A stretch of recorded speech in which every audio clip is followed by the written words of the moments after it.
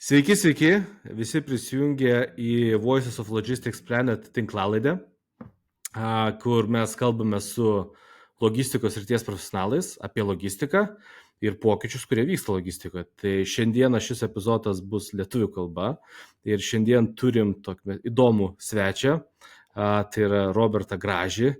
Nors Robertas dar, sakykime, jaunas ganėtinai, tačiau jam jau yra tekę užimti ganėtinai aukštas ir aukščiausias pozicijas įvairiose gamybinėse, transporto, logistikos įmonėse. Na ir nors dabar Robertas yra jau pabėgęs nuo transporto, bet užsiima krovinių gabenimu ar ne šiuo metu.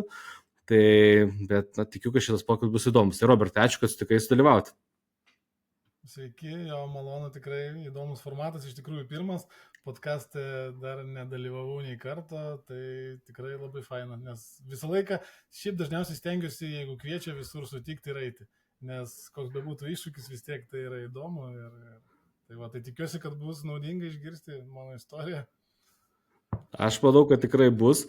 Tai šiandien su Robertu, kaip sakant, nors Robertas dabar, kaip ir minėjau, užsiema, tai yra keleivių gabenimu, bet pakalbėsime apie logistiką bei karjeros galimybės logistikoje ir apie tas tendencijas, ar ne? Tai pradedam, ar ne? Tai nuo pirmo klausimo, gal pirmas klausimas, Robertai. Tai daugelis, kuris yra, žinai, susidūrė su logistika ir transportu, bendrai gal mobilumu, žinai, mano, kad tai sritis susijus tepaluotomis rankomis, ar ne, kažkokiais išgerusiais vairuotojais, žodžiu, neįtin teigiamais dalykais, ar ne? Tai kaip jūs čia susidūrėt šioje srityje ir ar tie teiginiai aukščiau yra, kurias pasakiau aš, yra teisingi, ar ne?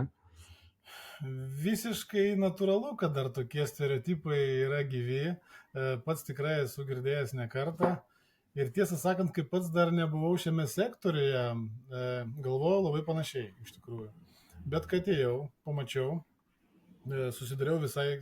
kitą vaizdą ir susidariau visai kitą nuomonę. Tai iš tikrųjų transportas yra labai dinamiška ir daugiasluoksnė industrija, kur viskas priklauso nuo tikslumo, planavimo, skaičiavimo, žinoma, technologijų ir gebėjimo greitai reaguoti. Kas liečia manęs, tai aš atėjau iš gamybos, šiek tiek šitie verslai skiriasi, kadangi gamyba yra ten planavimo, yra visai kitų dalykų, bet yra du esminiai dalykai, kuo skiriasi transportas ir gamyba. Tai gamyboje sprendimą gali priimti per dieną, galbūt per 2. Transporte tokios prabangos neturi. Transporte 5 minutės, 10 minučių. Tai pagrinde tuo ir skiriasi šie sektoriai.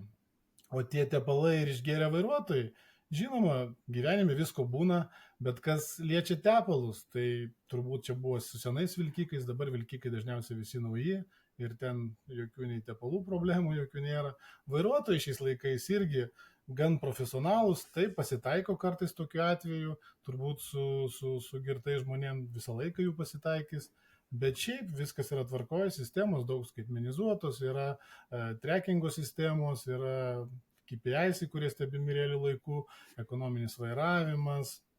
Todėl galiu pasakyti, kad transportas šiandien tai nėra tik tai tepalai ir girti vairuotojai. Tai yra efektyvumas, inovacijos ir aišku žmonės. Žmonės, kurie viską tą sukuria, kurie pristato mums į namus prekes, kurie pristato į sandėlius prekes ir kuo mes iš tikrųjų naudojamės kiekvieną dieną. Ir be jų būtų sudėtinga iš tikrųjų mums. Tai turbūt tiek atsakant į tavo klausimą.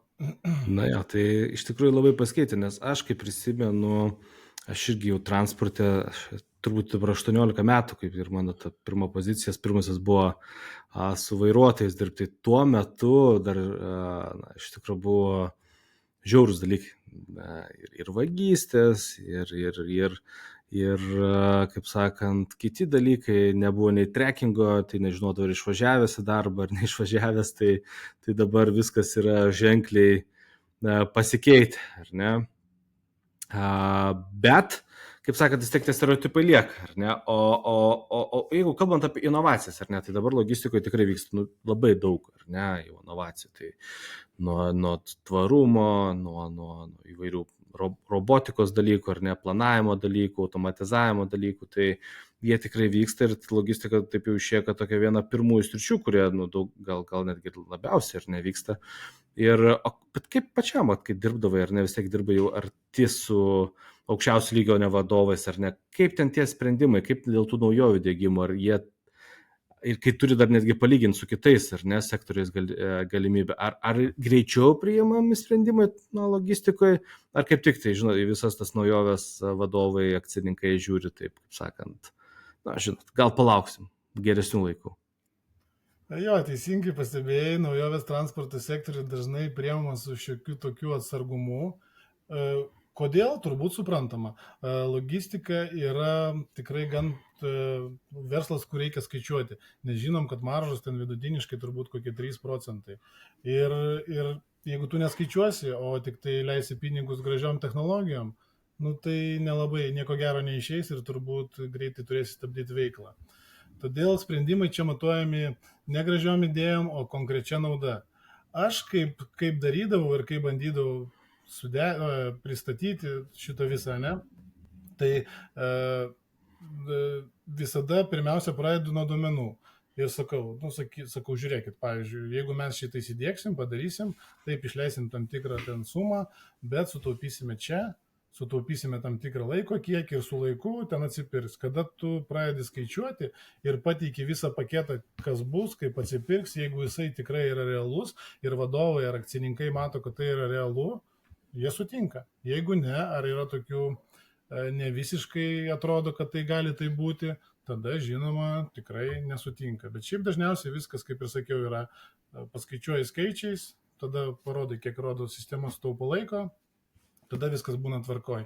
Jeigu atsakant tiesiai, tai naujovės neateina per naktį ir tai reikia tam tikro laiko, reikia pinigų, bet jei skirti to laiko joms, kaip aš manau, paaiškinti akcininkams, įtraukti žmonės, įtraukti komandą, jos prigyja.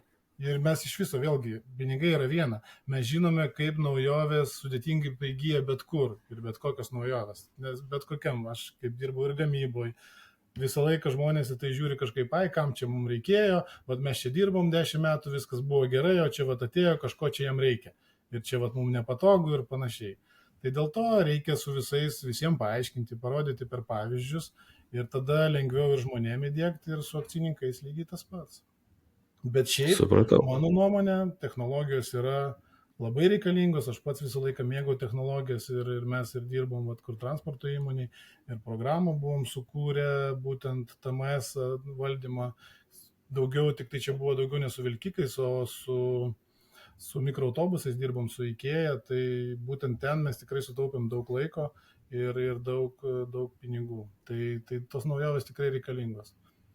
Tai įdomią temą palėtė, kaip manai, kokios dabartinės tos naujovės yra tos, kurios, sakykim, greičiausiai atsiperka, ne, kur nėra tai vien tik tai tokie blizgantis dalykai, kurie negeneruoja to greito atsiperkamumo. Atsiperka greičiausiai, nežinau, technologija šiaip iš visus, nepasakyčiau, kad greit atsiperka. Būtent, ką pasakysiu iš savo pusės, iš IKEOS, ką mes darėme ir ką sukūrėme. Mums buvo šiek tiek paprasčiau, mums tai nekainavo daug, mes turėjom būtent programuotoją įmonį ir jisai mums nekainavo daug ir mes turėjom galimybę savo tas idėjas įgyvendinti. Ir dėl to mums nekainavo daug, įgyvendinam visas idėjas ir projektas nesigavo brangus. Todėl viskas kaip ir buvo tvarkoje ir ką pamatėm hackathone, kad tai tikrai gera mintis ir viską. O šiaip, technologijos iš tikrųjų brangiai kainuoja.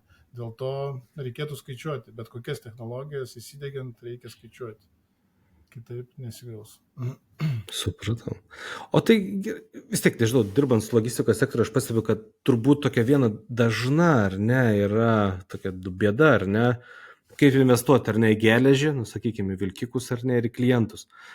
Kaip, gal nežinau, gal galėtum pasidalinti kokiu patarimu, ar ne, kaip jūs darydavot, ar kaip sugretintos, ar ne, kaip neužsipirkti priekį, ar ne, vilkikų, kurių paskui nereikės, ar ne, ir gal kažkokiu su pardavimui susidėlioti, ar ne? Čia vienas iš didžiausių logistikos sektoriaus galvosūkių, nes sprendimą dėl augimo ir dėl plėtros turi priimti iš tikrųjų labai anksti, bet realiai niekas negali garantuoti, kas bus po metų. Vilkikai ateina ten, turbūt užtrunka nuo pusės ir ilgiau metų, ar ne, kol pradeda kiemą važiuoti. Dabar kaip situacija tada, kada mes pirkom, tai užtrukdavo apie metus. Ir tai, iš tikrųjų buvo sudėtinga. planuotis, plus tada kaip suderinti pardavimus visus, pirmiausia, turbūt per bendrą informaciją, manau, tai tiek pardavimų, tiek operacijų komandos turi kalbėtis kasdieną ir negali būti, kad kažkaip atskiri pasauliai. Antra, vėl grįžtam prie to paties, kas ir man labai patinka ir kuo aš vadovaujas, tai duomenys. Reikia ne tik planuoti iš nuojautos, kaip mes dabar darome, bet ir grįsti vėlgi viską analizę. Rinkos tendencijos vėlgi, ta analizė, aišku, irgi gali keistis, kai dabar, ką matom, nežinau, jau čia gerus 2, galbūt jau net ir 3 metus, net neskaičiavau, kas vyksta logistikoje, tai senai jau tokių dalykų nebuvo ir nieks nesitikėjo tokių dalykų. Tai dėl to vėlgi, čia taip sakau, su to planavimu yra sudėtinga. Gali bandyti, pasiplanuoti, bet kaip ten bus, pamatysi, kaip ateis tas laikas. Ir kas svarbiausia, tu gausi vilkikus po metų, o rinka bus, iš tikrųjų taip ir buvo mūsų atveju. Užsihaipinom, rinka buvo labai gera, pelnai geri, judam, perkam, susiplanavom ten augimą, per 5 metus išaugti 10 kartų, ir varom.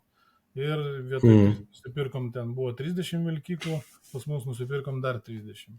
Automatiškai mūsų nieks nefinansavo, mes augom iš apyvartinių savų, tai išleidom daug apyvartinių ir automatiškai, kada vilkikai pas mus atėjo, rinka sustoja. Mes turim 30 papildomų vilkikų, o darbo tai jiem neturim. Ir dėl to tai yra labai sudėtinga ir sudėtinga tą nuspręsti. Dėl to dabar jeigu planuočiau, tai planuočiau atsargiai iš tikrųjų augimą ir tas augimas turėtų būti tvarus ir po truputį, nes toksai dvigubas yra labai sudėtingas ir dažnai gali pasibaigti skausmingai, kaip pasibaigė ir mūsų įmonėje, kaip pasibaigė labai geras pavyzdys, analogiškas pavyzdys, tai Integretrans irgi. Tai ten iš vis buvo labai didžiulis apetitas ir kaip sakant, ir pasiekmes, aišku. Apetitas jo didžiulis, bet aš kuo vis tapatinu, kodėl su mumis, tai labai, labai geras pavyzdys. Mes turėjom 30 vilkikų, nusipirkom dar 30, tai yra dvigubas augimas. Integretrans turėjo 1000 vilkikų, nusipirko 1000 vilkikų. Lygiai tas pats. Tik tai prie jų kiekių ir prie mūsų kiekių. Ir situacija ir pas juos ta pati, ir pas mus ta pati. Tai liūdna, bet jo.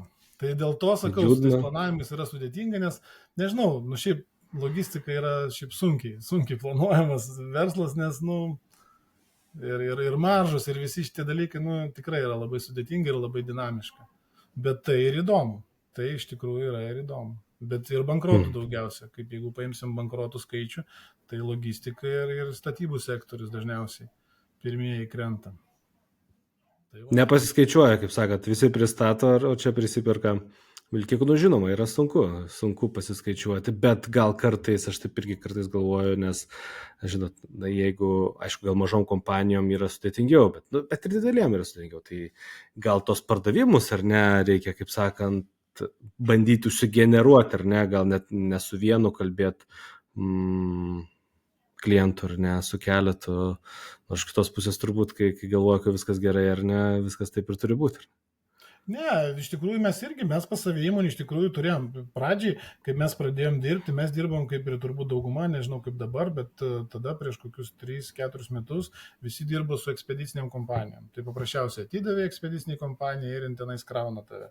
Mes pamatėme, kad tai yra nelabai pelninga ir daug didelę dalį pasiema. Mes tada pradėjom kurti, iš vis nebuvo pas mus tokio skyriaus planavimo, mes sugalvojom sukurti planavimo skyrių, kur ims spotus iš tų pačių Timo.com, iš kitų partnerių ir dirbs. Ir iš tikrųjų, mes metus darėm statistiką, dalis mašinų važiavo ekspedicinėse kompanijose, kur planavo ekspedicinės kompanijos, dalis mašinų, kur mes patys rinkomis krovins iš pot, tai ten skirtumas didžiulis buvo. Ir mes tada pradėjom plėsti tą skyrių, bet sakau, šiek tiek atėjo blogas laikas ir kartais taip atsitinka, kad atrodo mes viską galim valdyti, viską, bet yra tokių dalykų, kur tu nieko nepadarysi. Lygiai taip pat, tu ten, nežinau, ateitum į sieną, tai yra siena. Tu gali bandyti, gali ieškoti sprendimų, bet tai yra labai sudėtinga. Tai taip atsitinka ir tu nieko šitoj vietoj nepadarysi. Supratau. Tai tokia įdomi tema palėtė apie tą nesėkmę, ar ne? Tai labai džiugu, kad drąsiai kalbi, nes aš, žinant lietuvių mentalitetą, ar ne, būna ir kitaip, ar ne? Tai nes aš nežinau, kokia šitoje situacijoje, ar ne, labai įdomi ta, kaip tavo pačio buvo, na, sakykime, tas požiūris, ar ne? Vis tiek, kadangi nors ir nebuvai atsakingas, ar ne, bet tokie dalykai vis tiek kažkokią tai žymę, ar ne, palieka vieną ar kitokią. Ir kaip priėmė vieni, tai žinot, priėmė asmeniškai, išgyvena, ar ne, kala save prie lentos, ar ne, kiti kaip tik tai žiūri kaip į kažkokį iššūkį, iš kurio reikia pasimokyti. Ne, tai ta prasme, aš, kaip čia pasakyti, asmeniškai, kaip nesujęs, aš visą laiką visuose darbuose, kiek dirbau, visą laiką prisiemu atsakomybę, visą laiką. Ir stengiuosi padaryti, ką galiu įmanoma, todėl aš dalinai irgi prisiemu atsakomybę. Aš dalyvavau, kada mes sprendėme su akcininku, kai, tą plėtrą tą pačią. Taip, aš su plėtra prieš tai visiškai nebuvau susijęs, buvau naujokas, kadangi aš to nesu daręs. Bet tai buvo sudėtinga, nes aš visą laiką, atidaviau realiai visą save, stengdavausi kiekvieną kartą dėl kiekvieno dalyko, sukūrėm naują skyrių, padarėm, stengiamės ir tikrai mums sekėsi, viskas buvo gerai, augo viskas ir pelningumas, mes pradėjom ten geriau skaičiuoti, daug dalykų mes padarėm ir kaip ateina toksai, atrodo viskas, čia vos net, čia ant arklio, viskas čia pilnai didėja, viskas kaip ir tvarkoj, planuoja augimą, nugi faina, kas nenori augimo. Ir galų gale ateina tokia situacija, tai aišku, kad sunku. Sunku, kaip žmogui, kaip asmenybei, tai yra sudėtinga situacija, tikrai sudėtinga. Ir man tikrai, aš esu irgi žmogus ir man buvo sudėtinga, nesupratau, kodėl, galvojau, ką galima buvo padaryti kitaip. Ir iki šiol dar pastebiu, galvoju, tai tas yra. Bet, dar nepasimiršo žodžio, ar ne? Nėra taip, kad... Ne, tai aišku, nepasimiršta. Tokie dalykai turbūt sunkiai pasimiršta, žinai. Aš manau, galbūt paprastiem darbuotojams yra lengviau. Jie susirado kitą įmonę, išėjo ir viskas tvarkoja. O vadovui, ta prasme, vis tiek, vadovai turbūt mes ir skiriamės tuo, kad mes labiau prisiemam atsakomybę, labiau žiūrim asmeniškai kaip į savo, nesvarbu, kad tai buvo ne mano įmonė, bet aš žiūrėjau kaip į savo įmonę, aš norėjau, kad jai pasisektų. Aš kovojau dėl kiekvieno cento, dėl kiekvieno dalyko aš kovojau, tą dariau ir tas dingsta, to nėra. Vat viskas, uždarai veiklą, yra darbuotojai, kaip pasakyti darbuotojams, nes vis tiek aš buvau, ta prasme, akcininkas, jis gyveno Amerikoje, aš vietoj buvau. Aš bendravau su žmonėm, aš visus priiminėjau, aš, ta prasme, visom ir operacijom užsiėmiau viską ir dabar va taip atsitiko. Ką daryti? Nefaina ir prie žmonės nefaina, nors, taip atsitinka su visais, lygtais galima suprasti, bet taip yra. Tai dėl to tikrai buvo šokas ir nuėjau ir mokinausi, norėjau išmokti ten daugiau duomenų analitiką, galvojau, tai va ir pasibaigiau mokslus ten per gerus 7 mėnesius. Su duomenim, nes daug dirbau su duomenim, tai tas mokslas šiek tiek gal atitraukė, bet paskui atėjo suvokimas, kad tai yra realiai verslo pusė. Ir jeigu iš to nepasimokysi, tai toliau bus nesėkmė. Todėl aš tikrai supratau gerą pamoką, išmokau.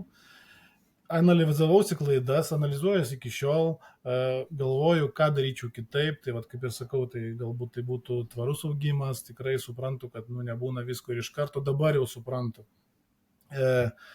Toliau, aš išmokau iš tų klaidų ir dabar suprantu, žiūrėdamas atgal galiu pasakyti, tai buvo vienas iš stipriausių augimo momentų mano gyvenime, kadangi kiekvieną dieną taip mes augom lėtai su tom situacijom, bet kada įvyksta tokia krizė, tu užsigrūdini, tu žinai, tu bandai išsisukti vis tiek, nes tas vyko, tai neįvyko, atrodo visiems bankrotas, tai įvyko labai greitai. Ne, mes... Jo, čia labai įdomus, aš kaip tik norėjau paklausti, kaip greitai, nes man kažkaip nėra tekę, reikia pabelst dar, ne, tu 3 kartus ir sudalyvauti, ar net būti kaip bankrutuoja įmonė. Tai kada jau pradeda matytis, kad, žinai, tasai, kortų namelis byra, ar tai čia... Paprasčiausiai prasideda viskas apyvartinių lėšų trūkumu. Trūksta iš pradžių, kadangi mes žinome... Tai čia laikotarpyje pusę metų, metai ar mes gyvenom nesgi daug? Gerus metus su biškiu turbūt. Tokiam stresė, ar ne, vis stresiukė Taip, dėl to, kad, lengvam. vėlgi darbuotojai ten visko taip nežinojo, mes tengiamės to ir neparodyti ir nesakyti, bet trūksta apivartinių, ką darom, bandom skolintis gerai, pasiskolinam apivartiniam kažkiek tai laiko, kažkiek laiko užtenka, bet tu supranti, kada tu negeneruoji pinigų ir neuždirbi, užtenka ir vėl tas deficitas, tu suvalgai greitai tą, ką pasiskolino, toliau jau sektoriui blogai, bankai jau nebeskolina, viskas. Ir tada ką, kaip tu gali ištemti, kaip tu ištempi ir kaip mes išgyvenome metus, tai yra paprasčiausiai, tu pradedi vėluot mokėti. Kūro tiekėjim pradedi vėluot mokėti. Turėjai vieno kūro tiekėją, susirandi dar 3-4, kur yra ten kredito limitai ir panašiai. Tai jau kažkiek gyveni. Vėluoja visiems kitiem tiekėjim ir taip gyveni, prasideda, tada jau neužtenka dar daugiau, vėluoja atlyginimai ir tas viskas vėluoja, tas taip sukasi ir paskui tu matai, kad jau viskas, jau nėra kurai. Dar mes galėjom tęsti, bet akcininkas, jisai tikrai, kaip ir sąžiningas žmogus, nenorėjo daryti, kad ten būtų labai daug skolų ir panašiai, paprasčiausiai nusprendė tą procesą sustabdyti ir tiek. Sustabdyti, išsimokėti žmonėms, išsimokėti viską, ką įmanoma ir pasakyti, sorry, nepavyko. Tai dėl to tikrai metus bandėm, darėm viską ir tas pats buvo labai geras pavyzdys su IKEA, dirbam 10 metų su IKEA, bet pamatėm, kad irgi, ta prasme, IKEA, jinai garsėja savo taupumu ir nenoro mokėti tiekėjam, ta prasme, nenoro mokėti didelėmis kainomis tiekėjam ar šiek tiek didesnėmis. Ir mes dirbam 10 metų, viskas tvarkoja, padarėm sistemą, bet galų gale pamatėm, kad mums neužtenka, mes sakom, neapsimoka, ar ne? 10 metų nedidino įkainio, taip nebūna. Kažką darom, nes pakilo atlyginimai ten 30-40%, pakilo kūras, galų gale aš pradėjau dirbti 18 metais, o čia buvo turbūt kokie 23 kažkur vidurys. Mes pirkom mikroautobusus už 20 000, dabar mikroautobusas 35-38 tūkstančiai, ta prasme viskas išbrango. Ne, jie nenorėjo kelt kainų nieko ir mes nusprendėm, sakom, atsiprašau, mes negalim daugiau finansuoti ir kompensuoti. Taip mes nutraukėm darbą su IKEA, čia buvo jau Liepos, prieš pusę metų kažkur prieš bankrotą mes nustojom dirbti su IKEA būtent. Nors ten tikrai buvo labai gerai viskas išvystyta ir tvarkinga, bet IKEA užsispyrė, sakė, ne, mes nemokėsime, galima dirbti pigiau. Taip dabar dirba viena įmonė, ten keletą metų jinai dirba. Kažkai kiek ilgai, ar ne? Tai klausimas, kiek ilgai. Pirmas dalykas, mes turėjom ir savo sistemą, kurią davėm nemokamai IKEA. Mes daug jų darbų optimizavom, kurie, ta prasme, jiem nereikėjo to daryti, nes viską darė mūsų sistema, nes, tikrai jinai buvo gan gera. O jie atsisakė to, jie vėl grįžo prie, kad įsivaizduotum, procesas buvo, kaip aš pradėjau dirbti. Tai procesas buvo taip, žmogus kažkoks užsako, tu ateini į parduotuvę, užsakai prekę ir užsakai pristatymą į namus. IKEA's darbuotojas suveda, paspaudžia spausdinti, sandėlį išlenda 3 lapai. Ir pagal tuos 3 lapus tu suvedi į Exceliuką, o suvesti ten apie kokių 20 punktų, ten vardas, pavardė, adresas panašiai, tai užtrunka labai daug. Ir aš pamačiau, kad tai yra nesąmonė. Vadybininkas 50% darbo dienos laiko, jisai dirbo suvedinėdamas užsakymus. Automatiškai mes pradėjom kurti savo produktą, kur tų užsakymų nereikės daryti. Ir paskui taip ir gimė tas produktas. Padarėm šitą, tada pridėjom, reikia kontroliuoti, kad efektyviau dirbtų, padarėm kameras mikroautobusai, įdėgėm į tą sistemą, klientai skundžiasi, kad mes nepaskambinam ir ten negražiai kalbam, įdėgėm Tele2 iš karto prie tos sistemos, kad pokalbius galima būtų kokybę gerinti. Ir tai viską lipdėm, padarėm ir planavimo sistemą iš ten ir automatiškai suefektyvinom, sumažinom žmonių kiekį, mes tą darėm, ko reikalavo IKEA. Bet galų gale ateina viskam galas ir to jau nebeužtenka, paprasčiausiai, kad išgyventi. Tiesa, kur tas produktas liko, tai gal visai neblogas produktas galim rinkai pasiūlyti? Tas produktas jisai yra ir kiek aš žinau, dabar bankroto administratorius lygtis gal ir pardavinėja tą produktą. Tai jisai yra, jis dabar, kadangi pardavinėja, kiek žinau, jau vilkikai berods parduoti, liko ten mikroautobusai IKEA, o šiaip vilkikai visi parduoti, tai jau ten beveik į pabaigą procesas eina, bet jis jau trunka irgi, nuo 24 sausio, tai jau 1,5 metų beveik. Supratau. Nu, tai tai kaip sakant, nesėkmės yra, kaip čia dabar populiaru sakyti, nesėkmės ugdo, ar ne, yra iš ko pasimokyti. O kaip rinka žiūri į tas nesėkmės, darbo rinką turiu menį, nes aš čia įvairių esu girdėjęs gandų, ar ne, ir pats esu susidūręs, tai tiesiog, žinot, pavyzdžiui, kokio JAV, ar ne, nu, sakykime, ten aukščiaus lygio vadovų praktiškai ten reitingas yra, žinai, žiūri, jeigu nepasisekė, vadinasi, kažką išmoko, ar ne, ir tikėtina kitą kartą klaidų nebedarys. Lietuvoje aš tai žinau, kaip tas yra, ar ne, nežinau, pavyzdžiui, rytų šalyse tas nesėkmė žiūri taip šiek tiek, nu, kaip sakant, su tokiu padidinamuoju stiklu, ar ne, kaip pas mus, ar ne, nėra čia nebuvo kažkokių tai, nu, sakykime, bėdų, ar ne, iš rinkų. Aišku, Buvo, ar ne? Tai aišku, visi klausė, visi, ta prasme, vis tiek žino Baltic Line. Baltic Line autobusiukai veždavo IKEA, mieste visi matydavo, ta prasme, nu, jinai tikrai įmonė dirbo 18 metų ir jinai, nu, buvo žinoma, jinai nebuvo ten kažkokia, tai, kaip sakant, naunėjimas, jinai buvo žinoma įmonė ir kaip čia taip, ir aišku, aš kiek buvau ir vis tiek tik buvo tų pokalbių ir sakydo, tai kaip čia atsitiko, tai kaip čia taip, tai, nu, tai klausė, faktas, bet manau vis tiek kažkiek situacija jau keičiasi, lietai, gal norėtųsi greičiau, bet tikrai keičiasi. Prieš kokių 10 metų, sakyčiau, ta nesėkmė buvo stigma, bet vis tiek mes kaip einam dabar link europiečiais tampam vis daugiau ir iš kultūros ir iš visko, tai tas keičiasi. Gal ne taip greitai, kaip norėtųsi, bet tikrai keičiasi. Ir kai kurie, vat, kaip tu ir minėjai, sako, jeigu žmogus praėjo per krizę, atsitėsi, vadinasi, jis supranta verslą ir žino. Ir taip, nu tu, ta prasme, atsitiko žmogui. Ir kam dabar, aš manau, neatsitinka tam, kuris nieko nedaro. Jeigu Taip. nedaro, dažniausiai nieko ir neatsitinka. Ir taip sakyti, kad va, ten subankrutavo, ten kažkaip tai nesėkmingas kažkoks, nu nemanau. Žmogus paprasčiausiai bandė padaryti taip, kažko galbūt nepavatavo ambicijų, nepasiskaičiavo dar kažko. Tai tikrai, kiekvienam aiškinau, kas nutiko, tai čia nelabai turbūt ir nuslėpsi, visi žino, LinkedIn'as buvo, visi viską mato, tai dariau atvirai, sakiau viską, kaip buvo, neslėpiau, nesislapščiau ir tai, nu, turbūt tai suveikė. Aišku, atėjau ne į transporto sektorių, bet vėlgi, sakau, aš iš tikrųjų ir darbų nelabai daug turėjau per visą gyvenimą, 18 metų pradirbau gamyboje, 6 metus transporte, tiesioginiam su pervežimu krovinių ir va dabar dirbu jau vėlgi transporte, tik tai jau su keleivių pervežimu. Tai vis naujos kažkokios rinkos, bet tai yra įdomu, iš to išmoksti. Tai dėl to sakau, o dėl to aš, nu, nepergyvenu, aš praėjau per tai, sakau tai drąsiai, nebijau, galiu papasakot, pasidalinti, kaip kas buvo. Super.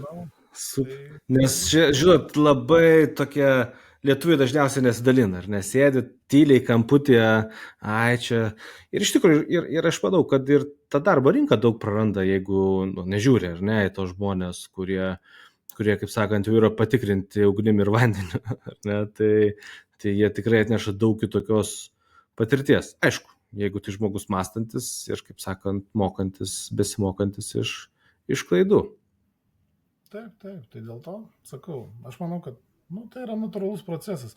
Geriau, kad to proceso nebūtų, geriau, kaip sakant, mokintis iš kitų klaidų, bet ne visą laiką tai būna. Ne, aš tai sakau, iš tikrųjų, ir man yra tekę, tai čia visiems turbūt, kurie dirba, tų klaidų yra pridarę, tai aš sakau, tai aš dabar, kai grįžti atgal, tai sakai, džiaugies, kad taip įvyko, iš tikrųjų, tai tikiu, kad ir pas patį taip yra, arba netrukus bus, nes tikrai tu pamatai, kad visai žmogus kitoks patampi laisvesnis ir geresnis ir efektyvesnis. Taip, pilnai sutinku. Tai gal baigiam tą liūdną natą, ar ne, tokia, kaip sakant, judam link to tolyn, ar ne, tai kaip bendrai badai, dabar keičiasi, ar ne, tas transporto sektorius ir bendrai, kaip galvoji, kas bus po 10 metų, ar ne, vis tiek dalyvauji, matai, seki turbūt naujoves ir kas čia vyksta? Kas vyksta, manau, aš kiek girdžiu, aš daugiau Lietuvoje dabar, kiek girdžiu ir pažįstamų turiu, tai vyksta, kaip ir kalbėjom, skaitmenizacija. Matau tas kryptis tokias pagrindinės, kurios manau, kad po 10 metų tikrai dar daugiau ištobulės, nes skaitmenizacija vis tiek tai yra efektyvumas, tai viskas bus per duomenis, per algoritmus, kiek tai įmanoma ir vis tiek, aš manau, gal su laiku kažkiek ir atpiks ir bus lengviau dėkti juos ir vėlgi tie patys TMS, kas jau ir dabar yra tie TMS, tai čia jau nieko turbūt nenustebinsi. Manau, ir AI daug čia padarys savo, kaip sakant, kadangi dabar vis prieinamesnis, dauguma yra sprendimų su AI. Aš maniau, transportai irgi taip pat, kur, sakykime, vadybininkas kažką planuodavo anksčiau pats, galvodavo, optimizuodavo, dabar viską gali padaryti AI remiantis duomenimis tam tikrais.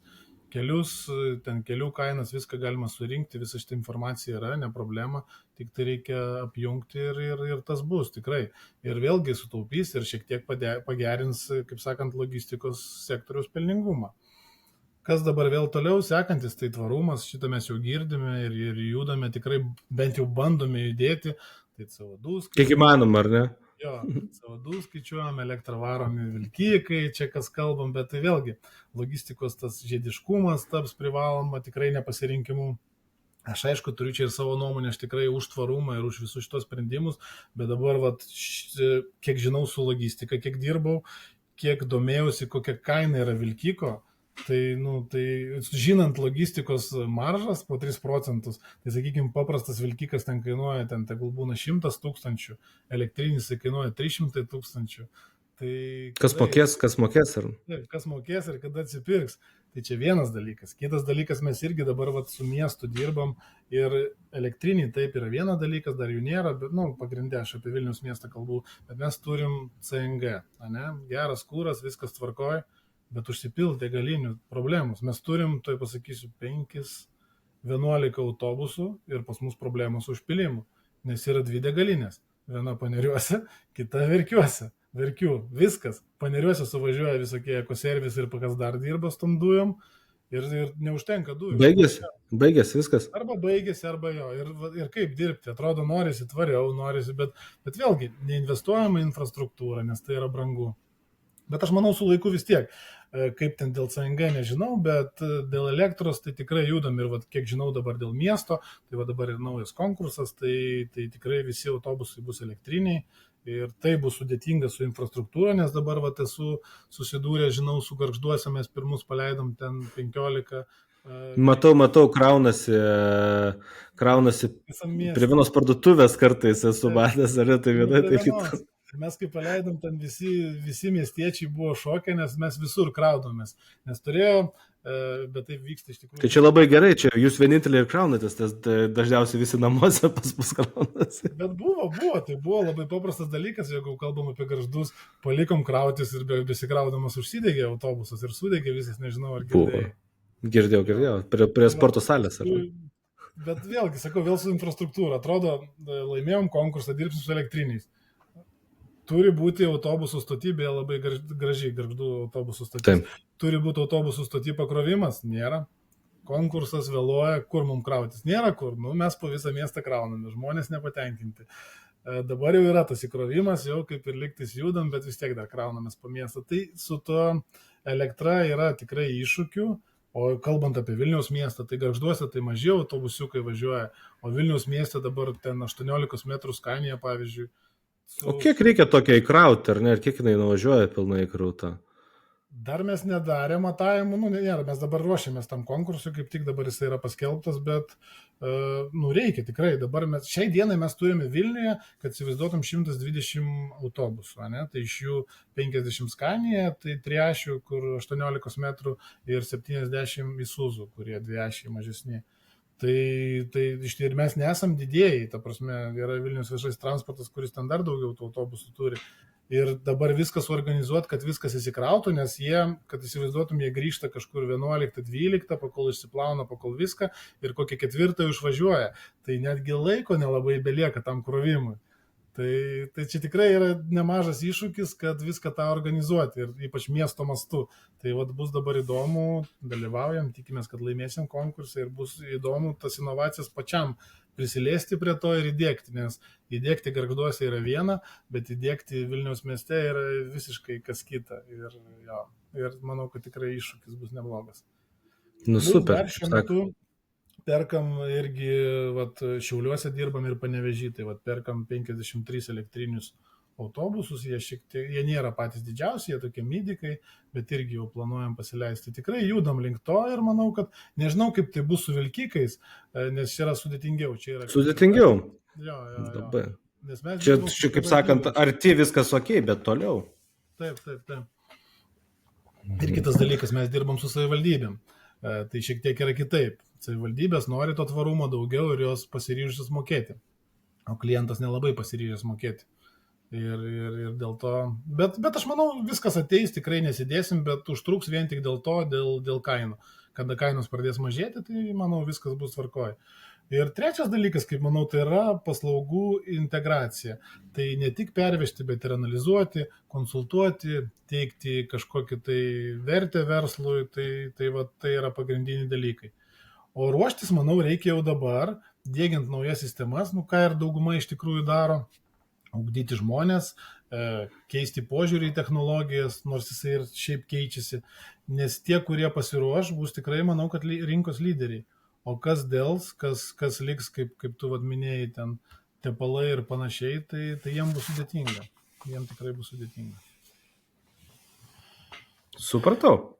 Laikas bėga, gal tokį samapinį klausimą, tai bendrai apie logistiką, ar ne, vis tiek, mano tas podcastas irgi yra skirtas populiarinti logistikos profesiją. Tai toks klausimas iš 2 dalių, ar nenusivylėjai pats logistikos profesija, kaip sakant, nepasigailėjai, kad pasukai šią linkmę ir kokios tos savybės, kaip manai, tiem, kurie nori siekti tos sėkmės šioje srityje reikalingos?